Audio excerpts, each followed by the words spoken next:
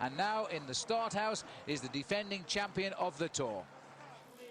So a moment to compose himself for Jan Ullrich, asking the man holding him up to just straighten him up a little bit, as he now concentrates on pulling off a ride that should see him move up the overall classification tonight.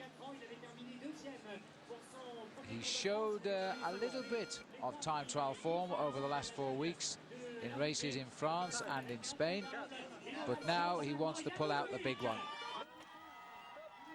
So Jan Ullrich is away, the first real test for him, Paul, since the prologue, I suppose, in Dublin. He's had an excellent start to this year's Tour de France. He's been very quiet, no problems at all, and today is the event where he is one of the great specialists, the time trial, and for the moment he's looking very good indeed. But the time by Tyler Hamilton, Phil, at all the checkpoints was quite remarkable. He's the fastest man so far.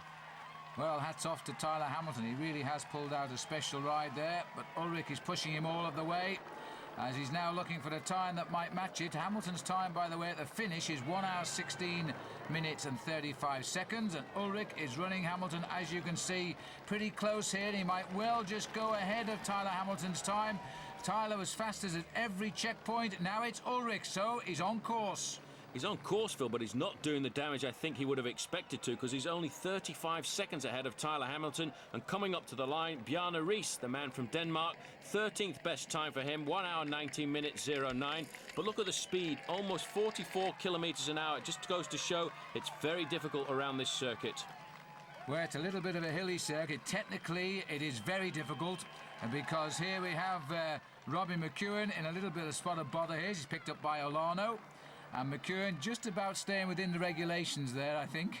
Staying within the regulations. But if it comes down to a sprint, I'm sure Robbie's going to get it. But the third time check on the course, Phil, Ullrich still the fastest, but only 35 seconds ahead of Tyler Hamilton. And Ekimov putting in a good ride. Third place there for him, 1:47 down. US Postal having a good tour. Here's Ekimov now as he gets to the finishing line. Hamilton's time of 1:16, but it looks as though Ekimov continued to slow a little bit over the closing kilometres. This is where Hamilton seemed to score his best rides, and Ekimov still riding though to give Postal a 1-2 in the finishing house at the moment, and Ekimov comes up 1:17.05, so they've got first and second place on the finishing line.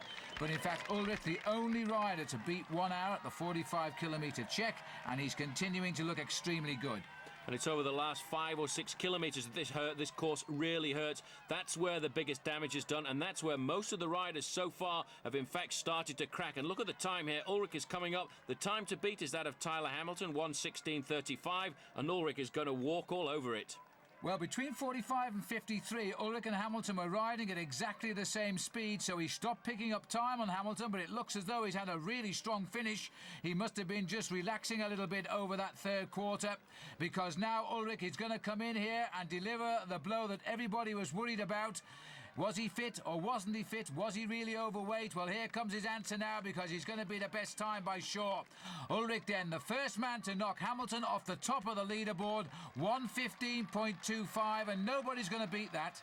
Nobody will. 46 kilometres an hour, a remarkable performance by the man who's been dogged by overweight this year, and everybody said he couldn't get ready for the Tour de France, but I think he's answered all of his critics this afternoon. Well, 4.5 kilometres to go. Looks like Laurent Jalabert further down the course here, but his time checks are slower than Jan Ullrich.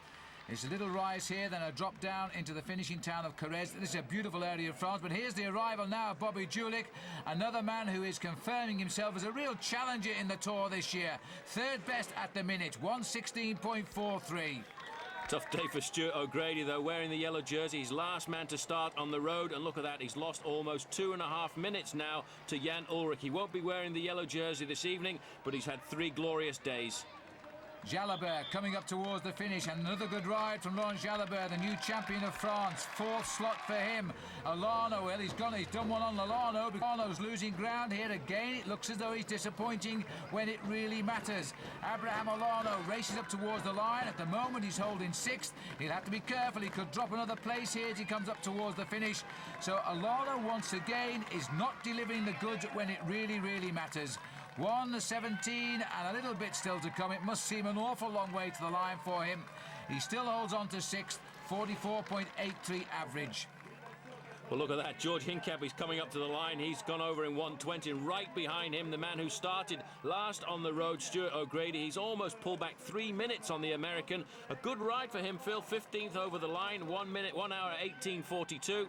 But a fantastic ride by Tyler Hamilton. I must admit, the revelation of this time trial this afternoon. A glorious ride by Tyler, getting second place, just 1 minute and 10 seconds slower in the end than Jan Ullrich, and Bobby Julich in there as well. Is this going to be the year of the Americans in the Tour de France?